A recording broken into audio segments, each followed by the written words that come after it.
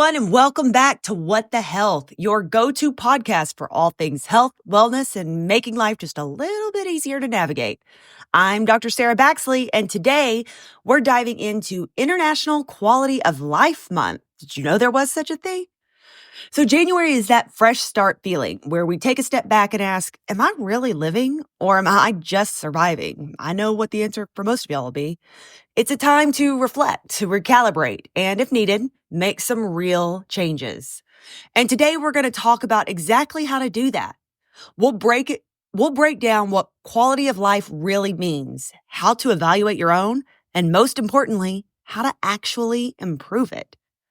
And let's be real, mental health is at the heart of all of this because you could eat all the kale, have the perfect house, the dream job, but if your mental health is in the shitter, none of that matters. And I've seen it firsthand.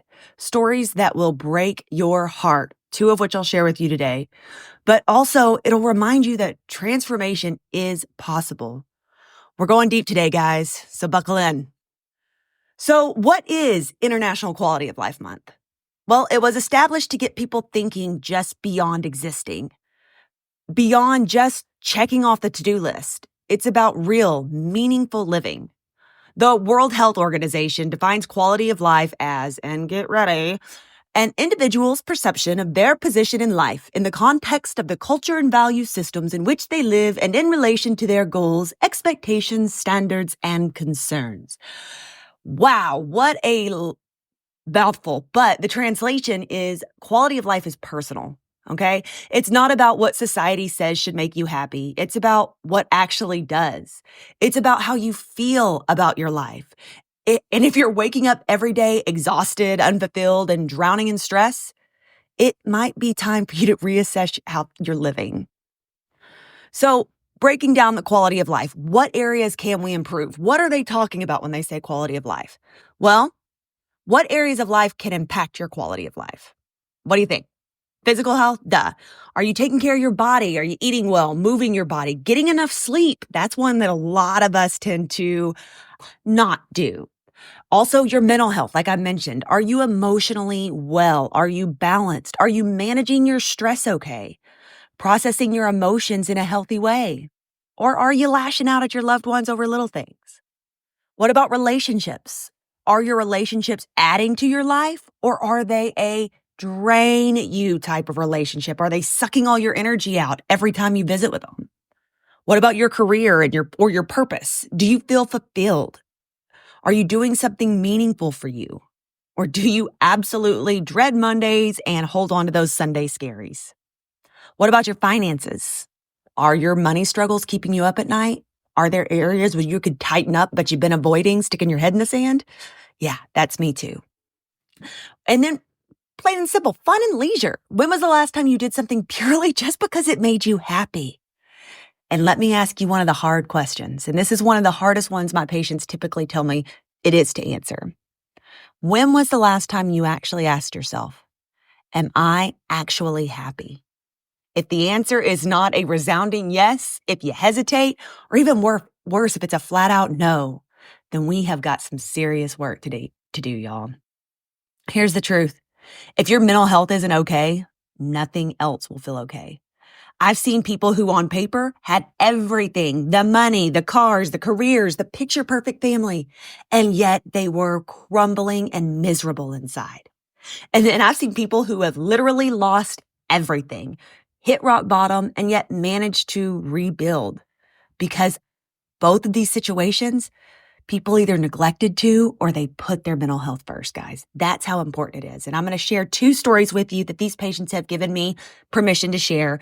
I won't tell you any real names, so I've created a couple, but the stories are true. So 3 years ago, I met a woman, let's call her Michelle. She was a stay-at-home mom of 2 young children. She married a man that she thought was her forever, her high school sweetheart. But behind closed doors, as so many of us have heard the stories or been victims of ourselves, their perfect-looking suburban home was a nightmare. Michelle's husband had always been a drinker, but he lost his job, and the drinking got so much worse. The emotional abuse she'd always endured turned into physical abuse. He would rage at her over the smallest things, y'all. Spilled milk, a toy left on the floor. She stopped talking back. She stopped fighting. She just stopped being. The final straw came one night when he threw a beer bottle at her head. As she felt the sting of the glass and warm blood trickling down her temple, she locked herself in the bathroom, shaking, staring at herself in the mirror, and she didn't even recognize the woman who was looking back. That night, after he had passed out on the couch, she packed a bag, scooped up her sleeping kids, and ran. She ran. She had no job, no family nearby, no idea what was next. So she couch surfed, slept in her car, relied on food pantries, and through it all, she convinced herself that she was somehow strong enough to handle all of this alone. Until one night, sitting in a rundown, dirty motel room, staring at her kids as they slept, she had a thought so dark it made her stomach lurch. They'd be better off without me. That's what made her finally reach out. Therapy, medication, community support, it wasn't overnight, but Michelle rebuilt. 3 years later, she has a steady job, a safe home, and 2 kids who know what love really looks like. And most importantly, guys, she's still here. She's living. And then there was David. David was a patient of mine, and let me tell you, he was the golden boy, the guy who always had it together. On the outside, he was thriving, right? High-paying job, tailored suits, top-floor office. But inside, he was slowly dying. The pressure he had at work was relentless. 60, 70-hour weeks, constant deadlines, the weight of a whole company on his back. He stopped sleeping, stopped eating, started drinking to cope. Drinking led to drugs. And one night, after working another 18-hour day, he found himself standing or swaying on his 12th floor balcony, staring down at the street below and wondering if anyone would even notice if he wasn't here tomorrow. What a terrifying thought to have. And then, thank heavens, in a rare moment of clarity, he picked up his phone. He called his best friend, Trevor, who stayed on the line for hours. The next day, he made an appointment. That one call, it saved his fucking life. And now 3 years later, David is still working, but with boundaries. He takes vacations. He prioritizes his sleep. He's in therapy and he's sober. He's not just existing anymore, he's living. And if his story sounds like yours, let me be the sign you needed.